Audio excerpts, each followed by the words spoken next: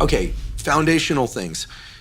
Get sunlight in your eyes in the morning, especially on cloudy days, as many days of your life as you can, and make it a pleasurable thing. Most days, if not every day. Try and get your sleep right. Now, younger people with different schedules, like, don't give up a social life, but try and get a good amount of sleep. Very good idea, if you want to be healthy, to do 3 days a week of weight training. We're talking about 10 minutes of warm up and 50 to 60 minutes of working out. Then I would say 3 days a week of resistance training, and train your legs, guys. Come on. And 3 days a week of some cardiovascular work. It's not about being worried about a heart attack. It's about maintaining blood flow to everything. What is some cardiovascular? Okay, so I think 1 day a week you take a long, slow jog or pedal on the bike or treadmill or swim, whatever your favorite thing is. You could skip rope, whatever. The other cardio day, sprint, is real easy. Find a patch of land, sprint for 30 seconds to 45 seconds, then walk back for a minute to 90 seconds, sprint again, do that 5 to 10 times. By the end, you will have increased your speed, your VO2 max, your output. And then another day, do something fun. Like, I got a friend, he's a musician. I won't name his name. He's a well-known musician. He's like really into Pilates right now, probably for a bunch of reasons. Loves Pilates. He's like, yo, I'm loving Pilates. And then he's Pilates. Some other cardiovascular thing that's kind of fun. Could be basketball. Yeah. Could be skateboarding. Like something that you enjoy. At least 3 days a week. And the other day is weight train. And then 1 day a week, just take off as a recovery day. And the way to organize this so that your legs recover in time for the sprint day, and your sprints are kind of double as a leg day. And listen, there are reasons to do it for aesthetic reasons. There are reasons to do it for heart health reasons. This is key. Okay, so sunlight, that. I think have some tool to be able to control your stress. Some people are super mellow, but some non-pharmaceutical tool. The double inhale through the nose, the physiological size. So big, deep inhale through the nose, then sneak in a little bit more air, then dump all your air with your mouth. That's the fastest way to calm down. If you, you're tense about some interaction. And listen, if I can't bring you on board with that way, I'll just be very direct. You want to delay orgasm.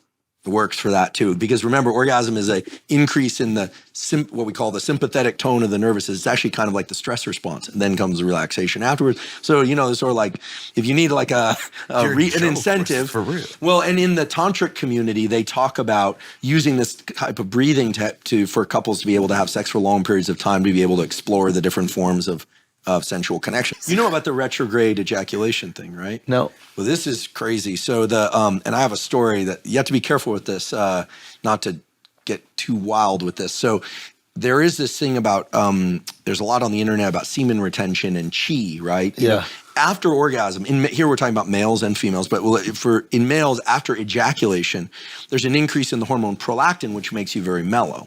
And that sets the refractory period. And during that time, you're not getting another erection, you're not having sex again. Mm-hmm. This is why drugs that increase dopamine sometimes are kind of pro-sexual drugs. Mm-hmm. But if people take too much of them, then they're just like all gas pedal, but they're not relaxed enough to actually get an erection, mm-hmm. right? This is the cocaine thing, right? Mm-hmm. Tantra understands that, and they try and bring people into a kind of a mellow plane where they are controlling all that rise and fall of arousal mm-hmm. over and over again. That's the idea. So there is this notion of certain Asian cultures have talked about retaining chi by, instead of allowing semen to leave the body during orgasm, there's a practice of pulling it back in by inhaling and clamping essentially the muscles around the prostate. So right before he's about to bust, he sucks it back in. Yeah, and again, you can mess yourself up with this, That's crazy. It's crazy. That seems like the worst idea. It seems like, yeah, exactly. For some people, it's going to be the worst idea. For other people, but there is this notion of retrograde ejaculation. Do you ever let it out? Do I personally? No, yes. No. Do you, like, when you retrograde, do you ever actually ejaculate? They do. They recommend they do it like once a week or something like that. As long as we're on this topic, if you do want to get your partner pregnant, stay out of hot tubs and saunas in the 60 days preceding that. 60 days sperm. But you can put an ice pack between your legs if you want to keep your testicles cool. There's a reason why the scrotum moves. Yeah, because you keep the sperm hot at a certain tubs, temperature. saunas. Yeah, 60 days before trying to conceive. Yeah. So we got sunlight. We got somehow we got into retrograde ejaculation. We got sunlight, exercise, stress control through physiological, the double inhale, long exhale through the mouth.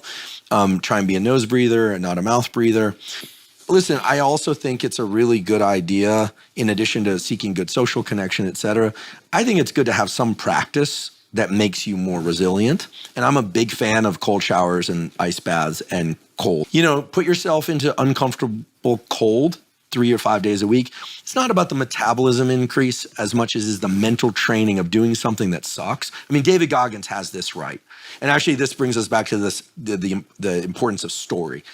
But I think the reason he's so effective as a communicator is because we understand that he had to go through a journey that was incredible, and he's still doing it. So we're like in his story. He's still going.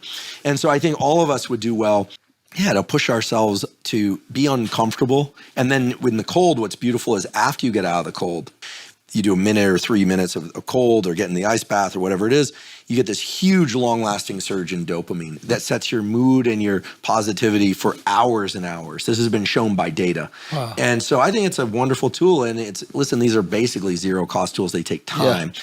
I wish I had developed these tools in my 20s. Yeah. I built them gradually. I've been working out a long time and little things here and there. But if you start them early, they stay with you. You're doing this like people who are really good at their craft. Yeah.